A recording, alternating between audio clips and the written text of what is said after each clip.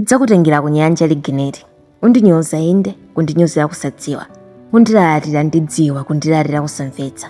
Undisokola ndikhulupirira, kundisokolera kusowa chikhulupiriro.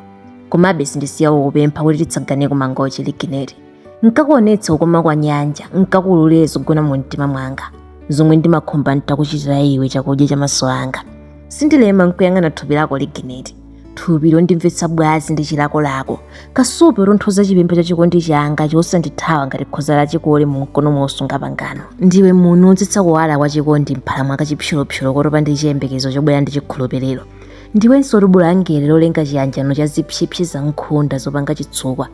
Ndinkonatu ndikufuna ukamve kulira kwa nkhwazi zovina chintali mmwamba mwa mphambe. Maso zilatong'ola mapiko aliyanda.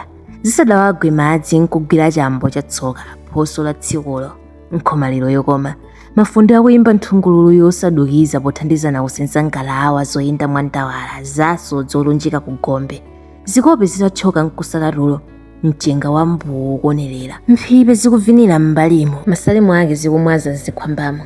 Ukadziwadi ligineti mwamuna ndi mumtimamo. Bowa dzulo utemidwa dzulo madzulo akumva mkatekate mwa madziwo. Dzuwa litanyezimitsa nyanja kuti inge malara abambolalata. Ajada agulidwa kwalara, mvula ya mmawa itakata. Ukazindikira namwaliwe zoti maso amapeputsa kulemera. Chambo choganga kunsanako chililamba m'mbale mwako. Ochisamala chidzuka tsabola ndi mchere. Vinyo wenga alitho mchikho chako. Zileba zobiriwira zitachita chipiriganye ndikachiwiro ukazinga mwapamwamba. Matimati ali pshiwo kukongoletsa mbale. Kafungo ka anyezi kakutokosa mudyo. Ukachilumbadi chikondi chopeza mbuto mpyakapyaka mwa mtima wanga udzadza ndi mbewu ya mgwirizano wa mafuwa. Oseza mphika limodzi mopanda mpiyano. Ukayimba nyimbo namwaliwe yoti ndimachedwa kuti mwamuna wokonda zosowa. Ali nyocho inkhali mwanga.